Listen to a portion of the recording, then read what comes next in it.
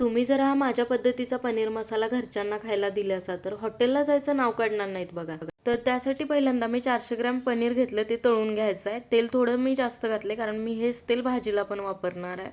असा कलर येईपर्यंत paneer shallow fry किंवा तळून घ्यायचं. आता मसाल्यासाठी ओलं खोबरं, एक कांदा, आलं, लसूण, कोथिंबीर, टोमॅटो, थोडेसे काजू घेतले. आता थोड्याशा तेलावरती कांदा पहिल्यांदा भाजून घ्यायचा. कांदा भाजत आला की यामध्येच टोमॅटो आणि काजू सुद्धा व्यवस्थित भाजून घ्यायचे. आता थंड झालं की खोबरं, आलं, लसूण, कोथिंबीर घालून बारीक वाटून घ्यायचं.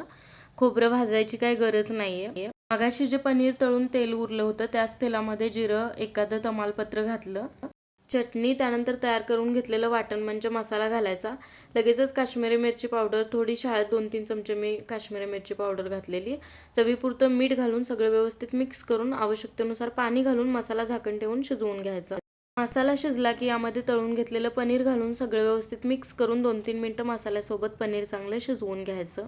एकदा काय झालं, ह्यांचा मित्र आणि त्यांच्या मिसेसला आम्ही घरी जेवायला बोलवलेलं आणि हाच पनीर मसाला बनवलेला. तर त्यांनी मला विचारलं की हे देवी ग्रँड हॉटेलमधून मागवलंय का? मी म्हणलं नाही हो. तर त्यांना पटणं झालेलं. म्हणजे हे इतकं हॉटेलसारखं होतं की काय सांगू तुम्हाला. आणि एक शेजारी होत्या, त्यांना पण दिलेलं. त्यांनी पण हेच विचारलेलं की तुम्ही ह्या हॉटेलमधूनच मागवलंय ना? सगळ्यात शेवटी थोडी कोथिंबीर, कसुरी मेथी घालून मिक्स करून घ्यायचे. तर मस्त असा पनीर मसाला तयार झालाय. तुम्ही सुद्धा करून बघा आणि अजून रेसिपीसाठी फॉलो करायला तेवढं विसरू नका.